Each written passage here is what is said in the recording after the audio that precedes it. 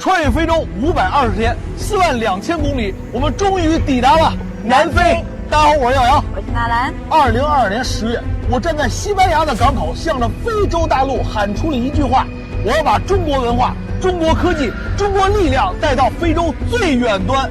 非洲的最远端就是我身后的好望角，我们终于做到了！这是我人生中最兴奋的一天。仿佛站在了纳斯达克敲了钟，我们跨越了26个非洲国家，单车穿越了非洲。在路上遇到过陷车、锁车、劫车，还被几十人包围着。在路上我们有过生气、丧气、晦气，甚至没有底气，但就是没有放弃。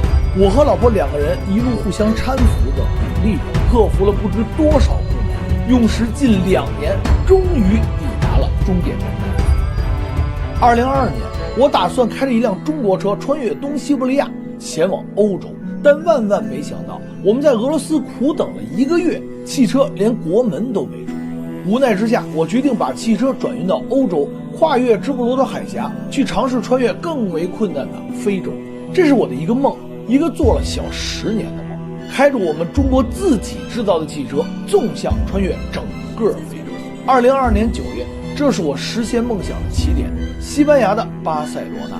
顺着哥伦布手指的方向，我把汽车带到了非洲大陆，从此开启了我们的非洲探索之旅。这一段旅程被众多粉丝戏称为西天取经之旅。撒哈拉大沙漠，一个让人听了就毛骨悚然的地方，别人都是绕着走，但我们毅然决然地扎进了沙漠的深处。可能这就是作为媒体的觉悟吧，可能这里蕴含着让我好奇的文化吧。我们和柏柏尔人一起吃饭，和摩尔人一起寻找胖人村，和马里人一起去淘金。在那段时光也算是开心，虽然困难，但有时也会有小小的幸福。当汽车进入到传说中的黑非洲时，画风开始变了，油路越来越少，坑洼越来越多，周边的环境是越来越危险，吃饭住宿都变得越来越困难。路上不断出现汽车被拦截的情况，大盖帽、小盖帽，带着肩章的，甚至带着袖标的都出手拦截，有的一张嘴就是1000万，行进的速度变得愈发的缓慢。幸亏有翻译小韩的相伴，让我们在如此困难的环境下感受到了一丝温暖。塞内加尔、冈比亚、几内亚比绍、几内亚，当我们再一次看到柏油马路的时候，我心里的大石头终于放下了。最困难的一段路总算是挺过去了，但没想到这不过是噩梦的开始。2023年3月，小韩应他父亲的要求，只能陪我们走到几内亚了。之后的几个国家，我们没能再找到翻译，只能由我们2人独闯天涯。但视频还得拍，内容还要做，我们鼓起勇气进入了塞拉利昂。我们找到了独腿足球队，得知了血钻的拍摄地科诺的消息。我们决定穿越热带雨林去探秘血钻的由来。没想到这里不能使用地图，一路上要不断的打听确认方向。雨林的道路是崎岖且狭窄的，经常要手动的修桥搭路，这里没网没电没信号，要是汽车坏了，后果不堪设想。幸好我们遇到了一位摩托哥，将我们带出了这片恐怖的雨林。几内亚、塞拉利昂、利比里亚、科特迪瓦，这一路上穿湿地、过沼泽，搭乘纯人力的摆渡船，跨越封锁的边境线。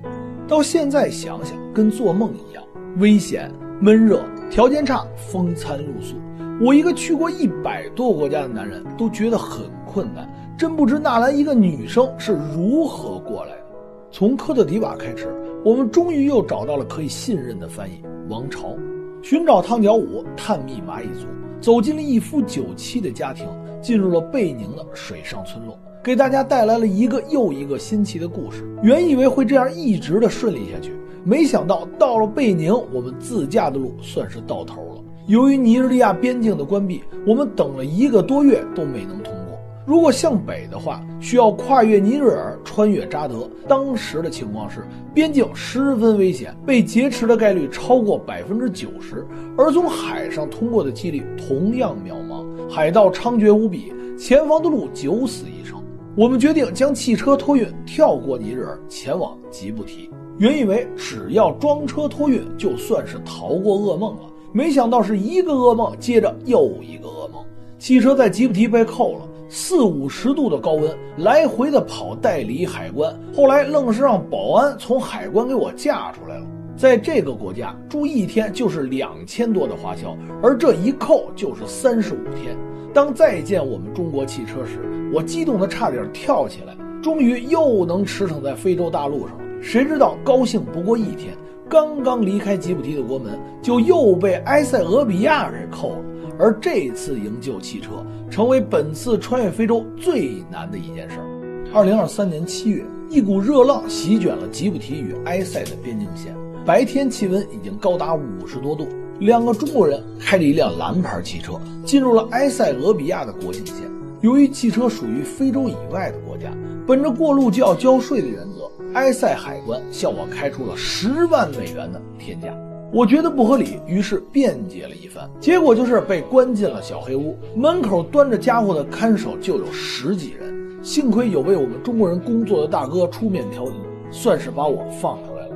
那几天连住的地方都没有，只能睡在大街上。要不是纳兰的一再鼓励，我真的可能就放弃了。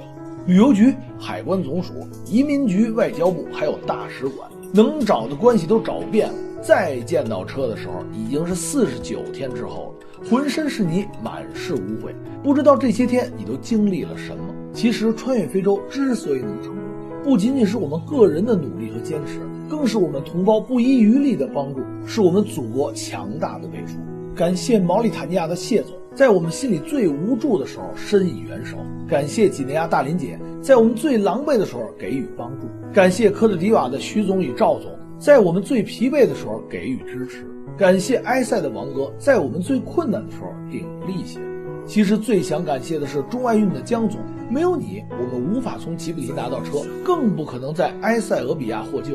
其实在路上有太多的同胞给了我们帮助，真的让我们感受到了众志成城、万众一心的感觉。在此谢谢大家。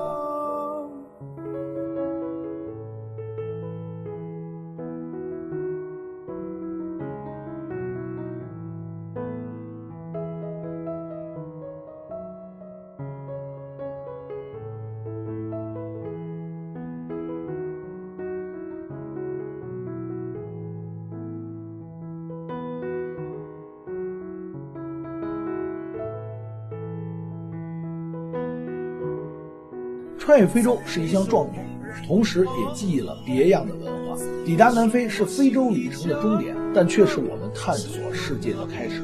相信不久之后我们会再次启程，去探索更多未知的国家，去完成我们更多的梦想。跟随耀阳，让我们一起向世界起航。